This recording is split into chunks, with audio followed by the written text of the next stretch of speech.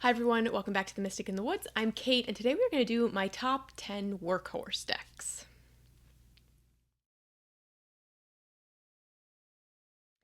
So these decks are my most versatile, my most trusted. These are the ones that I go to the most often and know for sure that I can get what I need out of them. Now I have them in a few different categories as well because I have my most versatile decks and then I have a couple other different sort of things that I might reach for decks regularly. So we'll get to that as we go. I'm going to quickly, though, I'm going to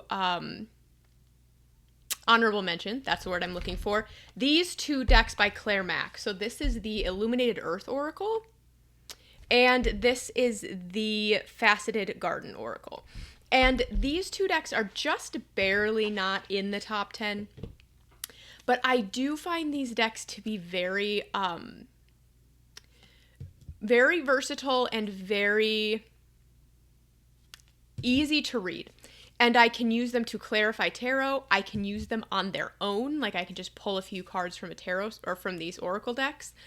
I can use them for shadow work readings or content creation or anything like that. The Faceted Garden Oracle is actually one of my favorite oracle decks for working with Eve. I pulled this deck out a lot when I'm going to work with her, so I have a couple other decks that I use for that as well, but this is one of my favorite decks for connecting with who I see as a goddess of sovereignty, the Eve from the Garden of Eden.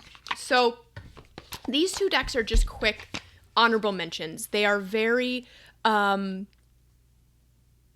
are certainly staples in my collection. They just didn't quite make the list. Okay, so first we're going to go with my top tarot decks for pure versatility. So these are 3 tarot decks that I can reach for and read for anyone about anything. I can run shadow sessions, I can create content, like I can do anything with these 3 decks. So the first, these are not in any particular order, this is the Darkness of Light Tarot. Now, if you guys have been following the channel for a while, you will have absolutely heard me talk about this deck because it has made my top 10 tarot deck list before. It has made my list for communicating, excuse me, or working with sacred masculine energy.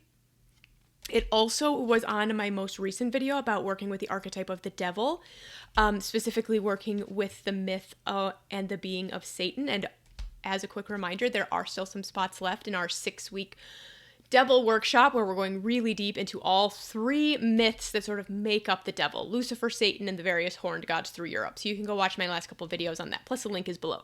But this deck made the list for working with Satan.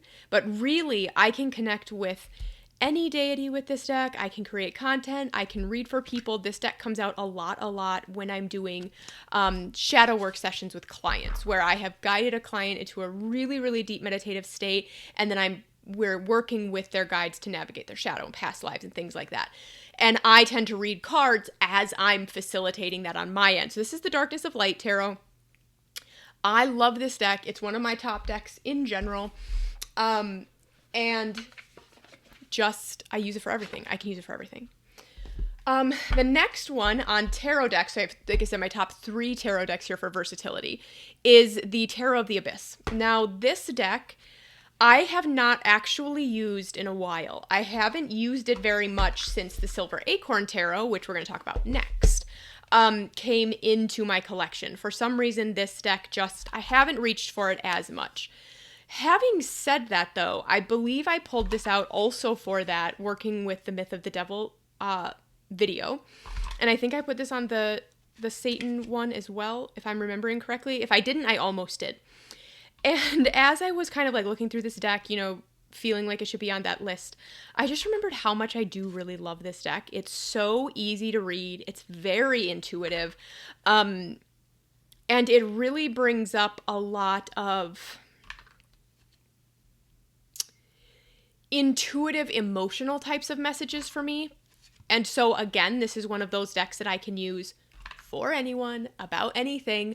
For a long time, this was my primary deck for reading for other people when I was doing tarot readings. I don't really just do a lot of readings anymore, but this was my primary deck for that. This is one of my favorite devil cards. I think that there's like never enough good things to say about Anna's artwork, right? Like it's just so it's so easy to read. She does every single card so beautifully.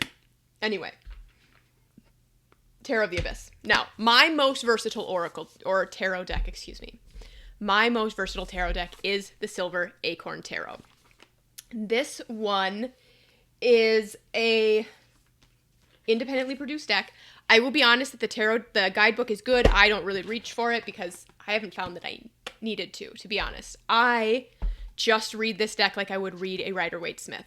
And that is one of the things that you will see, right, in all three of my, like, super versatile tarot decks, is that they're all heavily Rider-Waite-Smith based, right? Like, you can look at pretty much any card and see how it relates to the original Rider-Waite-Smith imagery. This deck, I've talked about before. I think it was on, like, my top 2023, like, list.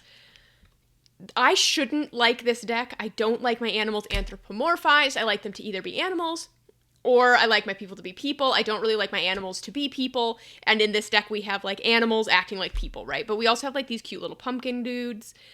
Anyway, the art style is actually not really like my go-to. It's a little bit too cutesy. I've said this before, like, I have this thing, right, where like tarot decks should be old and they should be serious.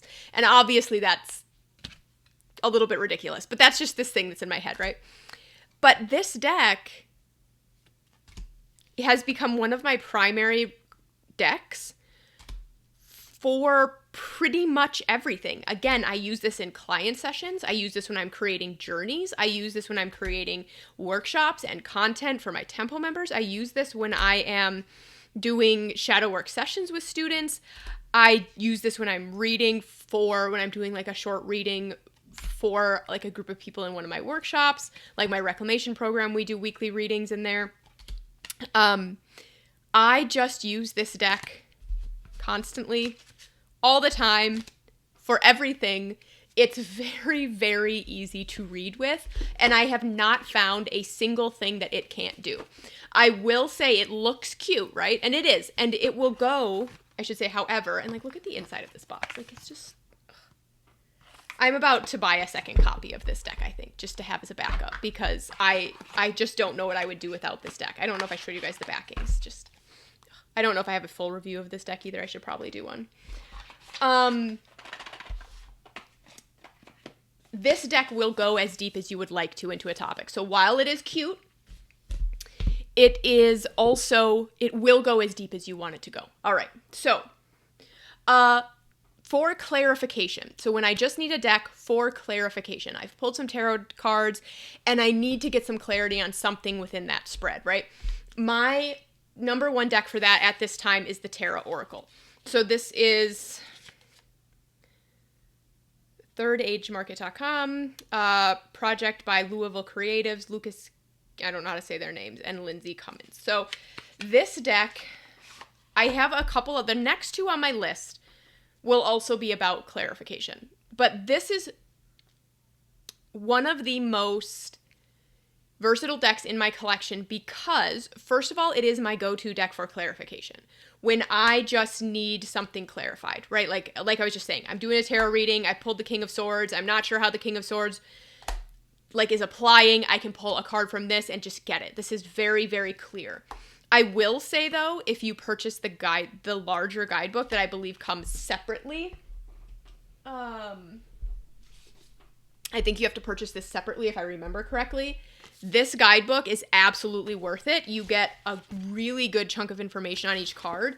And so it is also actually a really powerful daily draw deck as well. So like any of these decks I will use for daily draws, because part of the reason that they're on this list is because they're versatile, they're trustworthy. Like I know what I'm getting when I reach for these decks and I know that they're going to do the job that I need them to do. This is arguably one of the most versatile oracle decks in my collection for that reason. It's an excellent clarifier, but it can also stand on its own. So, and for somebody who's very connected to animal medicine in general, a deck like this, like I am going to understand, when we see peacock, even if I don't have a keyword, like I'm going to understand how that applies to my reading. This says the grizzly. with or without that keyword that says solitude, again, I know how this applies to my situation, to my reading, to my client's situation, whatever it is. Okay, so this deck has just been very, very... This is right now, while I do have lots of decks I love for clarification, right now this is my top clarifier when I'm going for straight clarification. And this is kind of where like the Illuminated Earth Oracle and the Faceted Garden Oracle are sort of like honorable mentions, because they're also excellent for clarification. They also can be used on their own, but they just didn't quite make the list. Now, these next 2 Oracle decks on my list are for clarification. They are also a part of my whole spread. So generally when I'm reading, I'm going to pull like 2 or 3 tarot cards, and I'm going to pull like 1 or 2 oracle cards, and I'm going to be using like 3 decks, okay? And so this creates this whole picture of a reading for me. These next 2 decks are great for clarification. So just like I was talking about the tarot oracle, and I can do a video on how to use clarifiers if that's something you guys would be interested in. Just like the Tarot Oracle, it can make an excellent... These 2 decks come out, make excellent clarifiers, but they will also take it a step further for me. So, this is the Ancient Stones Oracle. We're going to talk about this one next. As far as being a workhorse deck, the versatility in this oracle is really powerful for me. So, there are sort of a few wisdom streams or lineages that I work within the most. Okay, so one is going to be the Gnostic goddesses. So Eve, Asherah, Mary Magdalene, that whole sort of, I'm going to call them a pantheon. Okay, I actually have a masterclass on this, which I probably just announced in the last video. I have a masterclass coming up, an introduction to the Gnostic goddesses. It's going to be 2 hours. We're going to go over the history, the gnosis. We're going to do a journey, all the things. So the Gnostic goddesses, for example, like I said, Eve, I'm probably pulling out the Faceted Garden Oracle. That one just really speaks to her for me. Another wisdom stream that I work within a lot is sort of that underworld vibe or energy. But the third really is the pre-Christian traditions of what we now consider to be the British Isles. So this is where we get into the wisdom of Avalon. This is where we get into the Arthurian legends and the Grail priestesses. This is another wisdom stream that I work within a lot, and it's a lineage that I work with a lot as well. And it's actually very connected to the Gnostic goddesses, in my opinion. Now, the Ancient Stones Oracle, I really feel that energy coming off of. I probably should have just been showing you guys images the whole time. I really do feel the Avalonian energy coming off of this deck, even though that is not what this deck is intended for. Now, I also find this deck to be a very solid clarifier. So this one says, the records, remember why you came, be bold, legacy. This really, really, for me and for my brain, this really works as a clarifier. It also takes that a next step further and can be an action step. So this says boundary stones, negotiations, contracts, communication. This says guardian stone, awakening, progress, initiation. So again, this deck, clarification, yes. Action step, yes. Also, this has come forward in almost single shadow work session I have run since this deck came into my collection, and it has helped me create almost every single journey that I have had to create since this came into my collection. So whether that be inside of a ceremony or a masterclass, whatever it is, as I'm designing that journey, this deck has almost always come forward. So that is this. This is a newer deck. This is the Ancient Stones Oracle by Rebecca Campbell. I purchased it on a whim. I love this deck. I don't know that I could part with it. So, and then the final deck in this sort of chunk here, where we're going clarification, but also more than that, is Wisdom of the Wild Things Oracle. And the other thing that both of these will do is give me sort of like an underlying cause to a situation. So sort of that unconscious shadow aspect that's going on. So this is the Wisdom of the Wild Things Oracle. This says, beware the shame creature. It's very shiny. Be yourself. Let yourself be carried. Remember the wooby. This deck, I think I have a full reveal of or something on the channel. Again, like, the funny thing, I guess, is that so far, like, half of these decks are not my natural go-to art style, okay? This deck isn't, but both the artwork and the key phrases really, really speak to me, and I know I can use this deck, and it will not let me down. I know I can pull this deck out, and I can get the answers that I need, the clarification that I need, the action steps that I need, or what is underlying a situation. These two decks are so versatile in my collection that they basically have not been put away since I purchased them. So these two Oracle decks, definitely at the top of my list for Oracle decks in general. Like if I was going to update like my top 10 Oracle decks, those would be the top. Okay, we've got 4 more decks and sort of 2 more like categories, I guess we're going to call them. So these next 2 decks are ones that I would use for the big picture. So I use this a lot when I'm working with deity to create things like the Devil Workshop that I have coming up, or the Gnostic Goddess Workshop or Masterclass that I have coming up. I use these heavily when I create like reclamation for my reclamation program. I use these when I'm reading for individual people as well, not as much because I do heavily rely on the guidebooks. So the Kim Cran's Archetype deck and the Magical Botanical Oracle, I had to look at the name there, are the 2 decks in this collection, or this category. Magical Botanical. So I have a whole review on the Archetypes deck, and nothing that I had to say there has really changed, except that as I've gotten to know this deck more, I'm able to use it more and more. And, oh, this swan. We just had swans on our little lake yesterday morning as they were migrating through. We had 2 swans out there. Was I saying? Oh, yes, this deck. So I use this deck for the big picture, for the through line, if you will, for the theme, for the archetype, okay? And I have had really good luck with that. And I always know that this deck is going to be right on target. It's going to give me the answers. It's going to give me that theme. Like I always know that when I pull this deck out, I'm going to get what I need from it. Whether I'm again reading for myself, this is an excellent daily draw deck. Whether I'm reading for somebody else, whether I'm creating a workshop, I know that this deck is going to help get me the answers that I'm looking for. And the same thing with the Magical Botanical Oracle. And I've said this before about this deck, where this deck really feels like the underworld to me, as a whole, which is very honest, right? And very not going to shy away from the shadow aspects and the harder things, but is also still very loving. So this deck, again, so like when I was, for example, I've been working on the Devil Workshop. We're doing 6 weeks and we're going through Lucifer, Satan, and the Horned Gods. I used these 2 decks heavily in creating the weekly curriculum for that. But I also love it for example, like if I'm going to be working with Lilith, I'm going to pull this deck out. If I'm going to be working with any of the underworld deities, I'm going to pull this deck out. These 2 decks do exactly what I said, right? They're going to give me that big picture, that through line, the underlying thing in any situation. And so while I'm not going to pull 3 or 4 cards from these decks, I will pull 1 card, read the guidebook if I need to, get that message, and then flesh out the message with something like this, okay?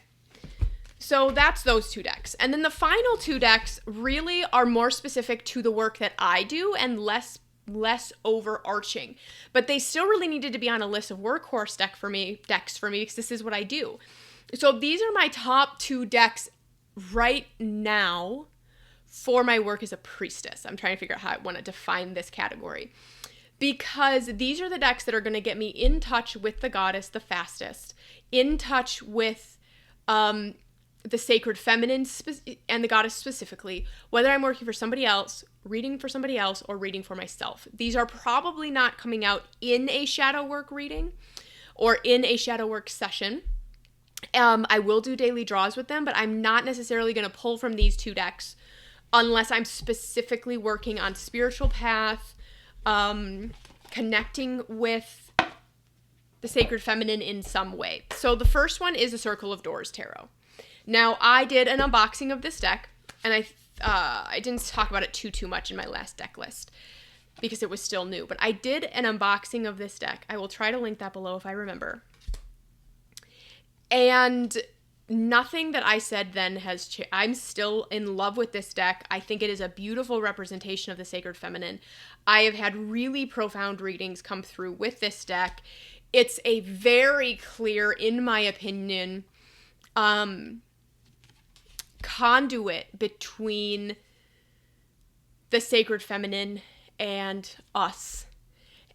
And it's just a really beautiful way to connect with, for example, any of the sacred feminine faces of deity. I think it leans a little bit light as opposed to like darker, shadowy aspects, but it doesn't shy away from the shadow aspects. It's not like a love and light hug deck either. I just think it leans a little bit more light, but that's just my opinion of the deck. And as you guys probably know, right, like I only have a couple of photography decks in my collection because it's not really my thing. And so I'm very particular about the photography decks that I do bring into my collection, but this is definitely one of them. And I've really been floored by this deck since the creator sent it to me. And I know that I can pull this deck out and I can really connect in, like I said, with the sacred feminine and get that very clear message about how a spiritual practice or path is impacting not just somebody on a spiritual level, but their daily life as well. Because I do think those things are very connected. Okay, so then final deck. My other favorite priestess deck. And I think that a lot of you will not be surprised.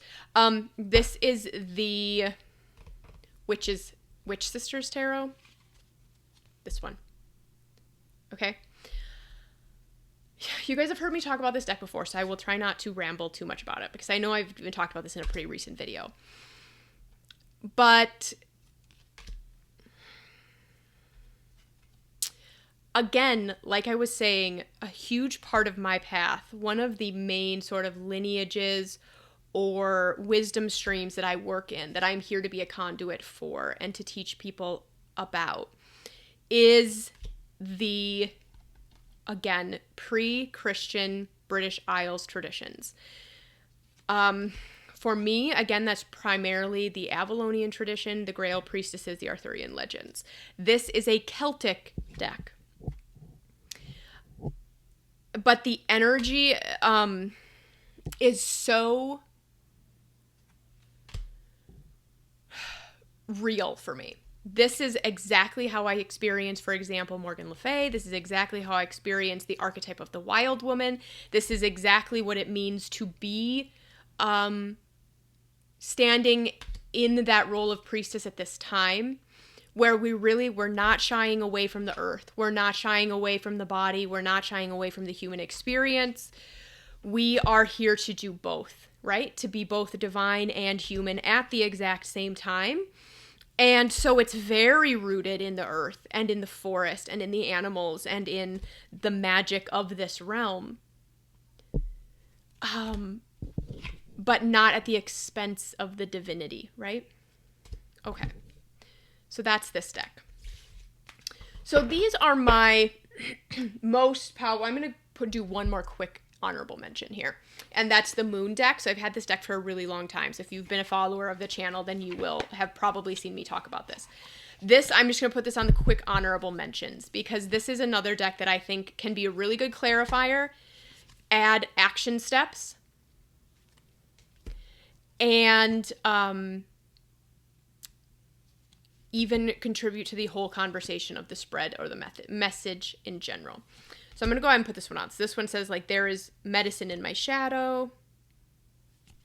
Home is a sacred space full of beauty, inspiration, and protection. My dreams reveal that magic is real and anything is possible. And we'll end on the snake. I shed habits that hinder my truth. I release and renew. So I'm going to go ahead and put that one on the honorable mentions list as well for me and my workhorse deck list. So if there are any decks that you would like to hear me talk more about, let me know. I should probably do full reviews on a couple of these. Remember that the Devil Workshop starts, the first module opens on the 13th, but our first live is going to be on the 20th, so there's still plenty of time to join if you are watching this video and you are interested in doing a really strong deep dive with the archetype / myth of the devil. We're going to, again, looking at Lucifer, Satan, and the horned gods, because something that has really become apparent to me in the last year is that there are some myths and wounds and archetypes and stories that are so big in the collective unconscious and in our individual shadows that there's no way around them. Okay? The only way out is through. And we really have to look at these myths in order to free our shadow from them and really connect with our most authentic magic. And the myth of the devil is absolutely one of them. Because it was so tied to goddess worship, to the sacred feminine, to the body, to the earth for so long that a lot of us are simply not going to be able to access the next level if we don't address that. So I just wanted to give you guys that reminder that that is available still. And then I do have my 2-hour masterclass on the Gnostic goddesses coming up as well. So all the information for that stuff is in the link below. And I will see you guys in the next video. Bye.